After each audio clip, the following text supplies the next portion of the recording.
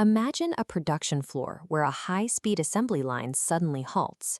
Two machined metal parts, measuring perfectly within their specs, refuse to fit together. This right here is a common manufacturing bottleneck.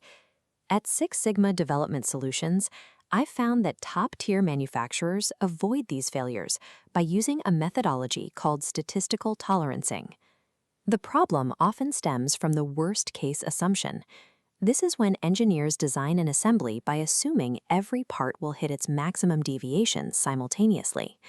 To prevent failure under this logic, they are forced to demand unnecessarily tight and expensive tolerances. This creates a difficult choice: pay high-precision costs for every component, or risk assembly failure to save money. Relying on this binary trade-off is an inefficient way to manage manufacturing variation. We solve this by defining process tolerance as a range of acceptable variation, rather than a single fixed target. Here is the difference. On the left, the worst-case model requires every part to be perfect. On the right, the statistical bell curve recognizes production naturally clusters around the center. The mass of the curve proves extreme variations are rare anomalies, not the rule. By utilizing statistical probability, manufacturers can safely widen the tolerances on individual components. This reduces machining costs without sacrificing the fit or quality of the final product. This transition relies on a method called root sum squared, or RSS. Unlike worst-case arithmetic, which adds errors linearly, RSS uses the square root of the sum of the squares of the individual tolerances to predict total variation. The data supporting this shift comes from decades of manufacturing history, most notably the production data behind these original Motorola cellular phones. Motorola researchers identified the 1.5 sigma shift.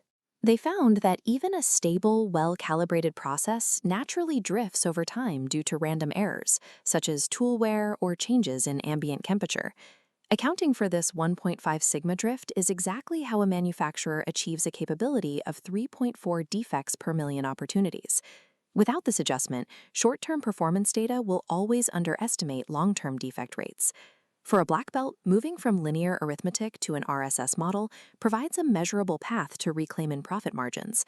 By identifying where tolerances are unnecessarily tight, you can reduce scrap and machining time without making physical hardware changes.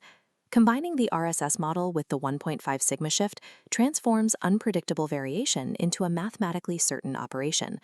At the Hilliard Corporation, manual tolerancing practices were becoming a liability. Their traditional 1D techniques lacked the fidelity required for their increasingly complex mechanical designs. Hilliard moved to integrated 3D stack-up analysis. The software deconstructs the assembly to show how tolerances interact across 3 dimensions. By highlighting overlapping zones, they isolate specific point-of-failure risks before a single part is machined. A similar challenge arose with steel battery products. As they scaled up the manufacturing of modern battery assemblies, they needed to maintain high precision while keeping costs low. Statistical tolerance analysis allowed steel to balance these demands. They ensured the quality of their high-performance battery units while maintaining cost-effective production at high volumes. These case studies show that statistical modeling is a mandatory tool for scaling complex hardware production while protecting a company's financial health. There are 3 major pitfalls to watch for. First, relying on simplistic 1D analysis tools is a mistake when engineering modern 3D assemblies. The interactions are simply too complex for linear models.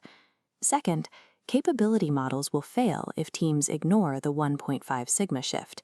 If you don't account for natural process drift, your long-term defect predictions will be inaccurate.